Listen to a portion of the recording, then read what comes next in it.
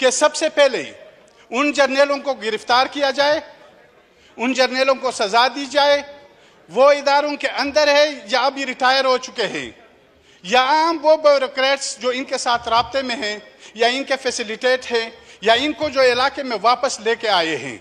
मैं आया तो उस वक्त जब उस वक्त का अपोजिशन पार्लिमानी लीडरान का जो मीटिंग था उसमें मैं शरीक हुआ। इन्होंने मुझे बुलाया तो मियाँ साहब के सामने मैंने बात रखी। मैंने कहा कि मेरी कोई लालच नहीं है, कोई नाजायज़ फरमाइश मैं नहीं करूँगा कि आप मैं तंग करूँ। मेरा सिर्फ एक ही वाज़े मौक़िफ़ है और यही मसला है कि ये मौजूदा जो पॉलिसी है इसको तब्दील करना होगा और मौजूदा पॉलिसी को इतना जो हो चुका है बस ये काफ़ी है। ये साथ ही खालिद मकबूल सिद्दीकी साहब MQM पाकिस्तान के भी बैठे थे, मेंगल साहब भी बैठे थे और दूसरे अपोजिशन के लीडरान भी बैठे थे। तो मैंने उसे कह दिया, उसने कहा हमने इस पे बात की है और ये चीज़ आगे, क्योंकि उन्होंने कहा महाजरों का भी यही मसला है, बलोचों का भी यही मसला है, हम इस चीज़ को ख़त्म करेंगे। और मैंने उनसे बात की है कि हम इस मसले को ख़त्म करेंगे। तो जनाब स्पीकर, अब फिर महंगाई, बेरोजगारी, बदअमनी के अलावा इन्होंने फिर भी ऑपरेशनों की इजाज़त दी है। जैसे कि आपको मालूम है और आप लोगों ने इस पार्लियामेंट के फ्लोर पे कहा है कि जब इनसे मायदे करवाए जा रहे थे अफगानिस्तान में वफद भेज के, यहाँ पे पार्लियामेंट को, कौम को और ख़ुसूसन हमें यह भी मालूम हुआ है कि GHQ को भी एतमाद में नहीं लिया गया था। तो जनाब स्पीकर, हम एक ही ये मौक़िफ़ है हमारा कि सबसे पहले उन जर्नलों को गिरफ्तार किया जाए, उन जर्नलों को सजा दी जाए, वो इदारों के अंदर है या अभी रिटायर हो चुके हैं, या आम वो ब्यूरोक्रेट्स जो इनके साथ राब्ते में हैं या इनके फैसिलिटेट हैं या इनको जो इलाके में वापस लेके आए हैं। जब तक जनाब स्पीकर इन जर्नलों को गिरफ्तार नहीं किया जाए, इनको यहाँ पे लाया न जाए और इनसे इन अमल को काटा न जाए और ये गंद फैलाने वालों को साफ न किया जाए, तब तक हम किसी ऑपरेशन की इजाज़त नहीं देंगे।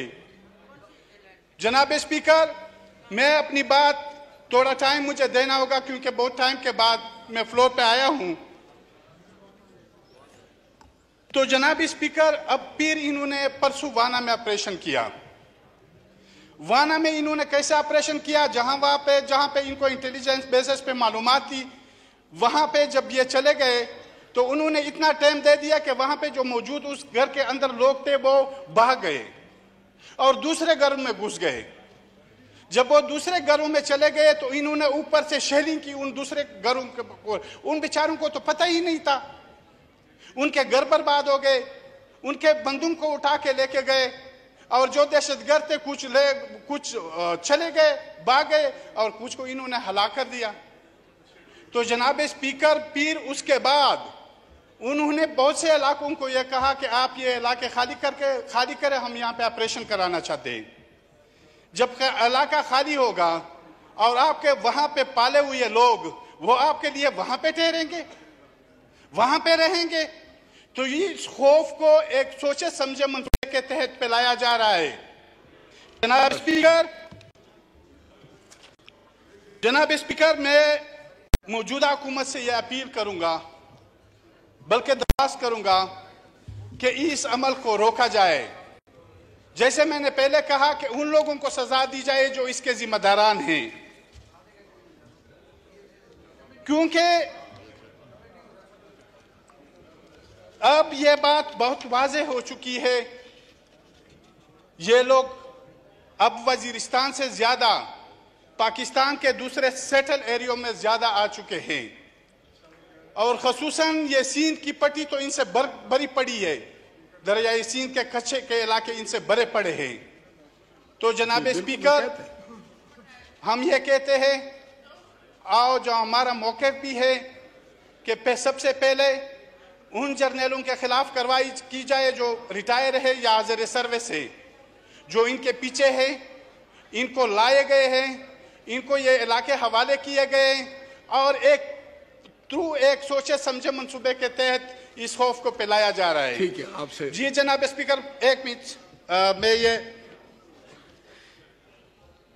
यहाँ पे मैं दूसरी बात यह है कि यहाँ पे जब अफगानिस्तान में रिजीम चेंज हो गई, वहाँ पे अशरफ गनी की हुकूमत चली गई और तालिबान आ गए, तो यहाँ पे आपको पता है बहुत सी खुशियाँ, मिठाइयाँ, गुलामी की जंजीरें, ये बातें की गई।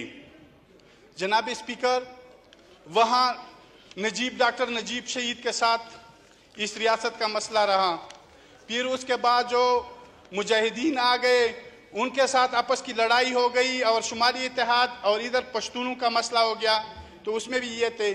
फिर जब अमारत इस्लामी बन गई, मौला उमर जो उसका सरबराह था, फिर अमेरिका ने जब अफगानिस्तान में एंट्री की, फिर पाकिस्तान ने अमेरिका का साथ दिया।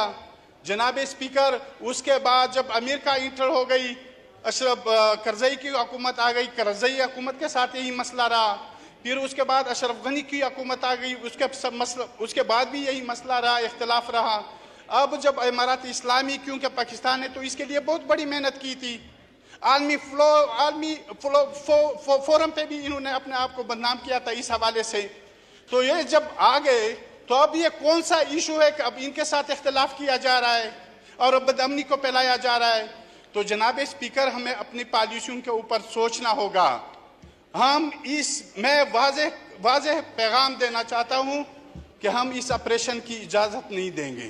Thank you. अगर ये ऑपरेशन करना चाहते हैं तो हम खड़े होंगे, हम मुज़ाहमत करेंगे। और मैं इसी पार्लियामेंट के फ्लोर पे कहना चाहता हूं कि अगर इसमें फिर इतनी ये दम है, ताकत है, तो फिर वो आ जाए, ऑपरेशन करे। Thank you. जनाब ख्वाजा मोहम्मद आसिफ साहब।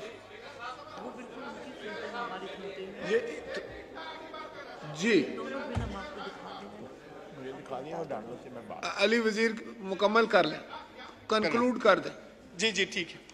जनाब स्पीकर, हम कभी ये ख्वाजा से भी बैठे हुए हैं, हम कभी इजाजत नहीं देंगे जब तक ये इन जर्नैलों को लगाम न दे, इनको पकड़े नहीं और इनसे तफ्तीश न करे और इनको कौम के सामने न लाया जाए और इन पर मुकदमात कायम किए जाए।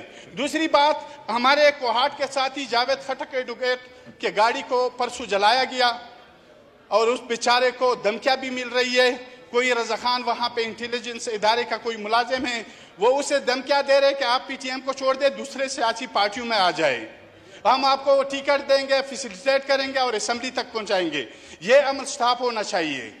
इस तरह के दबाव, ये हथकंडे नहीं इस्तेमाल होने चाहिए। और साथ ही वहाँ पे एक दूसरे जो रिफ्यूजर्स है, जब अफगानिस्तान रिवोल्यूशन, जब रशिया इंटर हुई थी, उस रिवोल्यूशन के बाद जब वो यहाँ पे आए हुए, अब उनके घरों को मसमार किया जा रहा है। खुदारा लोगों को तकलीफ न दिया जाए।